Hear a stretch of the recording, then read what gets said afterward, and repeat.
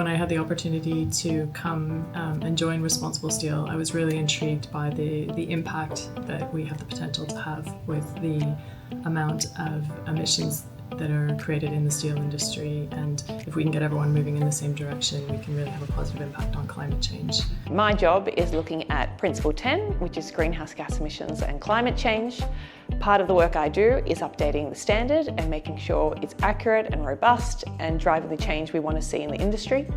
And the other part is working with our members and our key stakeholders to really build that enabling environment for certified steel and low and near zero emission steel. We're seeing women involved in the steel industry still at quite low ratios if you look at a steel production site, but more increasing involvement not only on the shop floors but also in sustainability roles, environmental roles. I think when it comes to for attractive jobs for women, you've got to see it as a teenager and as an adolescent moving into the industry. So the more engagement that we can have as a steel industry to younger females, we will see the benefits of in the future.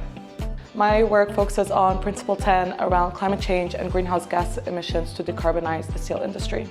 When I was studying physics and focusing on climate change and air pollution, and then translated into the renewable energy industry, which then progressed into finding out that steel is really the main material that's being used to decarbonize the industry, and that drove my passion to decarbonize the steel industry itself. I think that women have a different way of thinking. So in a male-dominated industry, they can bring in a new perspective that has been traditionally, historically male. I work in the assurance team, which means we handle audit-related queries, certifications, provide support to certification bodies. What I've heard from auditors and the technical experts that I've worked with as part of my role in ResponsibleSteel is that there's a lot of things that, little things, one might think, that get overlooked. So it starts with like hygiene-related things, toilet access, and shower access. So the more female representation you have in an organization, the more you can actually do for women's rights. I think the change that we need to see for women in the steel industry is similar to the change that we need to see in all industries. We need to have more women leaders.